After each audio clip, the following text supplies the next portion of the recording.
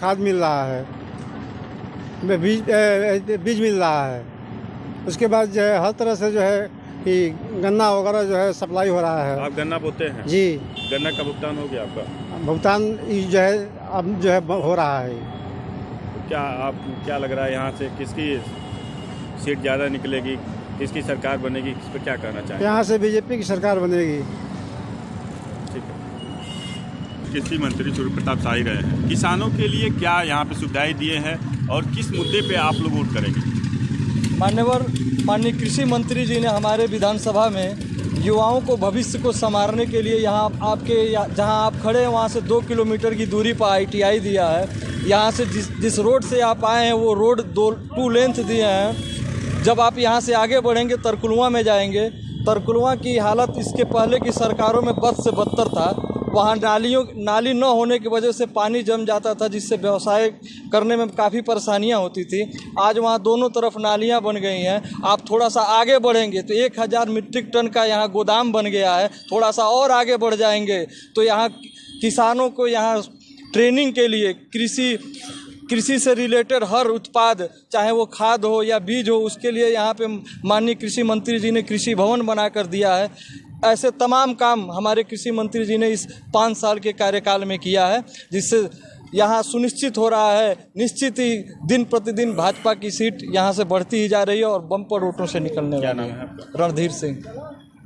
क्या लग रहा है यहाँ से किसकी सीट निकलने वाली है और विकास क्या हुआ है और किस मुद्दे पे आप लोग वोट करेंगे? सही बात यह है कि सड़क पर वोट जो समझदार लोग हैं वह पार्टी बेस पर बात करते हैं। असल वोट गाँव में है। गाँव में जाइए तो जितनी भी महिलाएं हैं, न मोदी को देखी है न जोगी को देखी है, लेकिन आज उनसे पूछिए तो उस कोरोना काल के दुखदायी चीज़ को देखते हुए आज वह जो फ्री का अन्न उठा रही हैं, उस एवज में वो सिर्फ योगी और मोदी की ही बात कर रही हैं।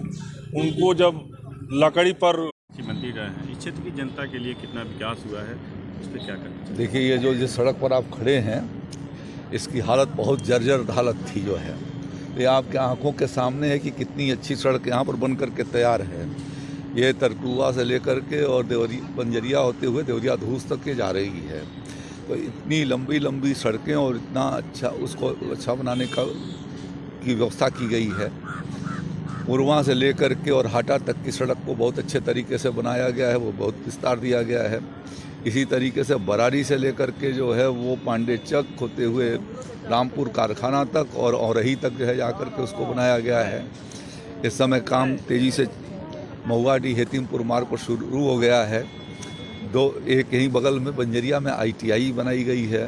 दूसरा पीपरा दौला कदम में ITI का काम उसको भी शुरू हो गया है, उस पर निर्माण चल रहा है। इसी तरीके से एक जो है वो बढ़ियापार जयसौली में एक महाविद्यालय की स्थापना की गई है, उसके लिए धनराशि की स्वीकृत हो गई है। विभिन्न नहरों में जहाँ पर पानी नहीं आता था उनके सफाई का काम हुआ है। बहुत सारे गांव के भीतर जो है वो खड़ंजा इंटरलॉकिंग की सड़कों को तैयार किया गया है। मंत्री जी, आप अपने विभाग से कितने काम किए हैं इस क्षेत्र के? हमारे यहाँ पर कृषि विभाग को सीधे योजनाओं का लाभ किसानों को भेजता है। तो PM किसान सम्मान निधि के माध्यम से देवरिया जिले में 5 लाख से ज़्यादा किसानों को वो धनराशि भेजी गई है। लगभग 60,000 से ज़्यादा किसानों का 1 लाख रुपए तक के कर्जे की माफ़ी की गई है। पहले जो गन्ना की कीमतें 4-4 साल 5-5 साल बाकी रहती थी उसको ठीक किया गया है। यहाँ पर के सेंटर जो है वो पहले जाते थे प्रतापपुर चीनी मिल के, वहाँ पर देरी होती थी और सालढाड़ा को अलॉटमेंट करके उसकी व्यवस्था बना दी गई है। तो इस तरीके के ये प्रयास हुए हैं जिसके माध्यम से लोगों को बेहतर सुविधाएं मिल सकें, किसानों को भी लाभान्वित किया जा सके। मंत्री जी, आप इस क्षेत्र में कई सारे कार्यक्रम लगवाए कृषि से जुड़े, उसका कितना लाभ मिल रहा है? आप देखिए जनसंपर्क कर रहे हैं, उससे लोगों में जागरूकता आई है। फार्म मशीनरी बैंक के माध्यम से, कस्टम हायरिंग सेंटर के माध्यम से।